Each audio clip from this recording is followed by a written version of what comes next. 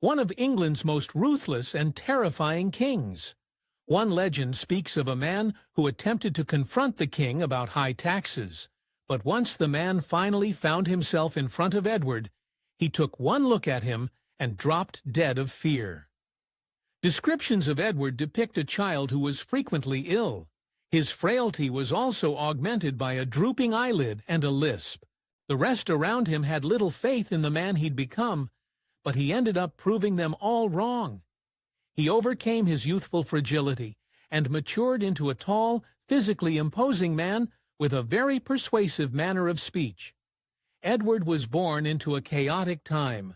Various factions among the nobles vied for power and threatened the stability of England.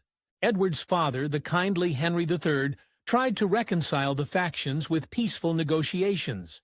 The young Edward, on the other hand, didn't try to rise above the squabbles. When he became old enough to take part in politics, he blatantly took sides, leading to a lot of friction with his father.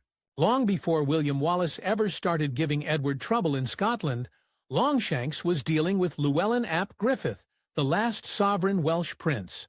Griffith would prove to be a thorn in Edward's side for years, but it all began in 1263, when Edward was 22, and his father sent him west to lead a campaign against the Welsh. After a cushy upbringing, Edward's life changed forever, with the outbreak of the Second Barons' War in 1264. Widespread famine across England, coupled with Edward's father trying to raise taxes on his cash-strapped barons, led to a lot of resentment against the royal family. The troubles became especially personal when one of Henry III's biggest opponents, Simon de Montfort, married the king's sister without asking his permission. Tensions finally erupted. Montfort emerged as the leader of the barons, who insisted on curbing Henry's royal power. Edward naturally fought for his father, as it was his future inheritance at risk. The Battle of Lewes was the first major clash in the Second Barons' War. At first, it seemed like a foregone conclusion that Edward and his father would win. Their forces outnumbered the rebellious barons' army by 2-1, but a lot can happen on the battlefield. Early in the fighting, Edward led a cavalry charge that broke part of the enemy's flanks and caused a partial retreat. Victory seemed assured, but then Edward made a fatal mistake. He let his hubris get the best of him and chased the retreating enemy. This left his father and their infantry unsupported. By the time Edward returned to the main battle, Henry III was in retreat. Everything fell apart from there, and by the time the fighting stopped, the barons had captured both father and son. The barons eventually released Henry, but they held on to Edward to ensure his father would do as he was told. It seemed as though the royals' cause was lost, but Longshanks was not a man to be trapped in a cage. He escaped captivity, rejoined his father, and the war started up anew. When Edward was 15, his father was worried that the Kingdom of Castile in central Spain would invade his territory in Gascony. To prevent this, Henry III arranged for his son and heir to marry Eleanor, the daughter of Castile's king. This seems like the textbook medieval political marriage, but Edward and Eleanor had something special. By all accounts, the couple cared deeply for each other, and they kept a very close bond throughout their relationship. Eleanor followed her husband on the Crusades and actively advised him once he became king. Eleanor was intelligent and driven, and Edward was smart enough to listen to her advice on political matters. But this was 13th century England, so people saw their relationship as a sign of weakness in the king. As a young man, Edward was already becoming the brutal, bloodthirsty warrior he'd become. And there was only one place for someone like that in the 13th century, the Holy Land. Edward took the Crusaders' cross in a dramatic ceremony in 1268 and began preparations for the hard journey to the Middle East. It turns out a religious war is a good way to bring people together. Along with his brother and his close friend, Henry of Almaine, some of Henry's worst enemies took the cross with him. The Earl of Gloucester, who'd fought against Edward and his father in the Second Barons' War, let bygones be bygones and joined the Holy War too. With his relatively small force, Edward was really relying on the help of Louis XIX of France. The French king shared Edward's passion for the crusade, and he had a lot more soldiers to back it up.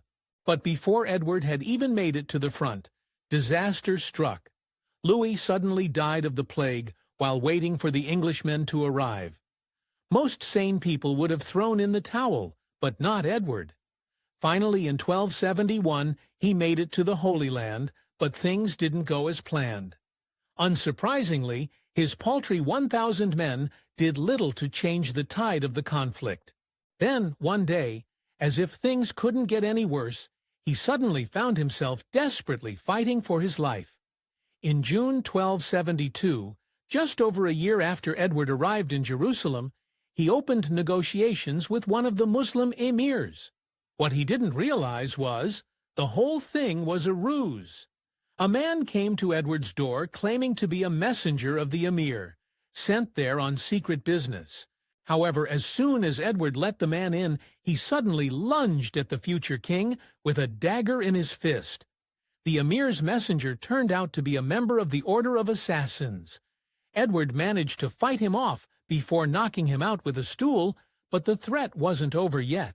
The assassin's dagger turned out to be poisoned, and Edward had been struck twice, once on the arm and once on the forehead.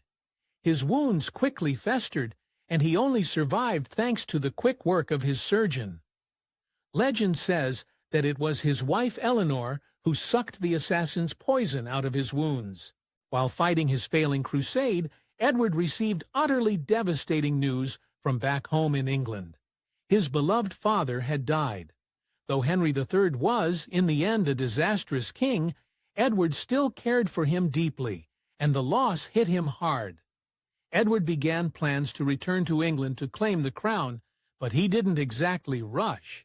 He made his way back at a leisurely pace and didn't arrive until 2 years later.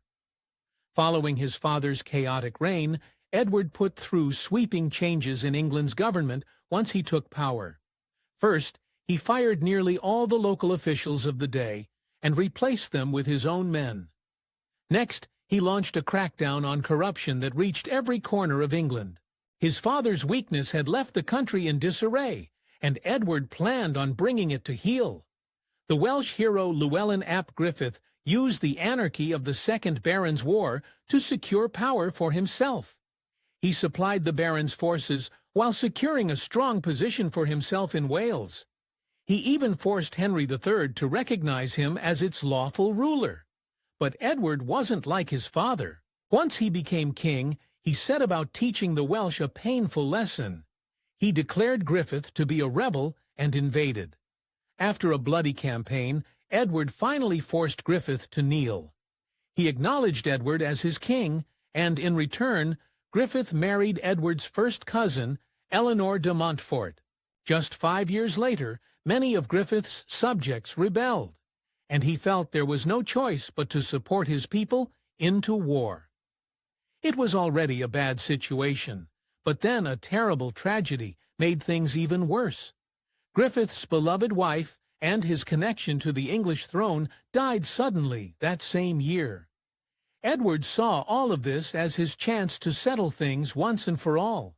From 1282 to 1283, the English overran Wales. Edward was not known for his leniency, and his wrath was brutal. He executed Griffith, killed or captured his family, and put an end to Welsh independence. The Welsh have never come close to sovereignty since. When Griffith was finally dead, Edward had his severed head sent back to London, where it was put on a pike and displayed at the Tower. A grim reminder of Edward's triumph. Since he'd finally crushed Welsh resistance, Edward set about colonizing the region with English citizens. He founded several English towns, surrounded them with towering walls, and banned any Welsh men or women from living in them. He also made his son the first ever Prince of Wales, a tradition that continues to this day. In 1290, Edward faced the most painful tragedy yet. His beloved wife and queen, Eleanor of Castile, died after a painful illness. Overcome with grief, Edward ordered a series of 12 memorial crosses to be erected in her honor, one at each of the places her body stopped on its journey back to London. Though only 3 of these survive today, they're still known as Eleanor Crosses and can be found at Geddington, Hardingstone, and Waltham Cross. Despite Edward's devastation at his wife Eleanor's death, there were issues he couldn't ignore. He was down to just 1 living son, and his conflict with Scotland showed no sign of abating anytime soon. As a result, Edward turned to the powerful Kingdom of France. By 1291, Edward arranged for a match between his own son, Edward of Carnarvon, and Isabella, the daughter of King Philip IV. Jews had never had an easy time living in medieval England, but Edward made it so much worse. Jews had been persecuted by the Christian power structure for many years, yet a number of them had still managed to prosper. Once it was Edward's boot on their necks, he pressed harder. As part of his campaign against usury, Edward had hundreds of Jews executed before passing a decree that expelled all of them from England. Typically, he made sure that they left all their wealth and property behind for him to take. Edward's expulsion of English Jews in 1290 wasn't undone until 1656 by Oliver Cromwell. Despite the fact that he's known as the Hammer of the Scots today, Edward first ventured north at the invitation of the Scots themselves. Scottish King Alexander III had died without a male heir, leaving his granddaughter a child in Norway, his successor. This led to such contention among the Scottish nobles that they invited Edward to come to Scotland and arbitrate a smooth transition of power. Edward gleefully took advantage of the invitation. He declared himself to be the Lord Paramount of Scotland before supporting John Balliol as a puppet king whom he could easily control. Believe it or not, the Scottish nobles weren't exactly happy with the arrangement, and they undermined Balliol at every turn. After John Balliol turned out to be a disappointing puppet king, Edward was fed up. He marched north and crushed Scottish resistance at the Battle of Dunbar. Then, after exiling Balliol, he stole the Stone of Destiny, one of the most legendary artifacts of Scottish lore. This rough-hewn stone block was used to crown Scottish kings, so Edward found the perfect way to send a message. He took the stone back to England and had it set into his own throne. There, it would set for over 700 years. The English didn't return the artifact to Scotland until 1996. Edward's second wife, Margaret, followed in the footsteps of her predecessor, Eleanor. She followed her husband on his military campaigns and bore him several children. William Wallace's war against the English peaked with a great victory at Stirling Bridge in 1297, followed by a massive raid on northern England. At the time, Edward was campaigning in France, which had formed an alliance with the Scots years before, but Wallace's days were numbered. Edward settled his disputes with the French and returned to Britain, ready to make a horrifying example of the Scottish rebel. The one time that Edward and William Wallace engaged in combat was the Battle of Falkirk in 1298. Despite Wallace's earlier successes, he was now facing 15,000 soldiers under Edward's command, with only 6,000 Scottish warriors. The Battle of Falkirk broke Wallace's power in Scotland. While he himself was able to flee from Edward's troops, he'd lost a third of his forces on the battlefield. He would never command a large army against England again, living as an outlaw for the next few years. Finally, in 1304, the English captured Wallace, whereupon he was brought to London and subsequently drawn, quartered, castrated, beheaded, and dismembered. Next, Edward had his various body parts hung across England as a warning to any further Scottish rebellion. Edward seemed destined for a violent death on the battlefield, but like so many people in his time period, his end was far less dramatic. During his campaigns in Scotland, Edward developed a serious case of dysentery and died a feeble old man. On the last morning he ever saw, his servants had to lift him up out of his bed to feed him, and he died in their arms. He was 68 years old. According to legend, Edward had 2 specific demands about what to do with his remains. He wanted his heart cut out and brought to the Holy Land, and he wanted his bones to be carried into battle against the Scots. We really lived rent-free in this guy's head. After the death of William Wallace, King Robert the Bruce took up the role of leader of the rebellion against the English. Unfortunately for Robert's family, they became a target for Edward's wrath. Robert's younger brother Neil was drawn and quartered by Edward's forces. Edward had Bruce's sister Mary and his ally Isabella Macduff suspended in cages for 4 years. Edward managed to get his brutal revenge against the traitorous Simon de Montfort at the Battle of Evesham in 1265. As before, the royal forces outnumbered the barons, but this time Edward had taken the high ground in the middle of a thunderstorm. Despite Montfort's best efforts, the barons and their army were completely defeated. What happened next was one of the darkest moments in the history of England. In a chilling premonition, Simon de Montfort realized that he was doomed before his final battle had even begun. As he saw Edward's forces approaching, he uttered, "Let us commend our souls to God, because our bodies are theirs." In perhaps the greatest example of his ruthlessness, Edward ignored the tradition of prisoners for ransom after the Battle of Evesham. He preferred to wipe out his enemies on the battlefield, even when they were hoping to surrender. Montfort was forced to watch his son brutally killed before he himself was put to the sword. But Edward wasn't done yet. In a final act of spite and vengeance, Edward ordered that Montfort's body be mutilated. His head, hands, feet, and testicles were all removed from his body. The scene was called an episode of noble bloodletting unprecedented since the conquest of William the Conqueror. Thanks for watching History Expo Z. If you love uncovering the best stories in history, hit like and subscribe to keep exploring with us.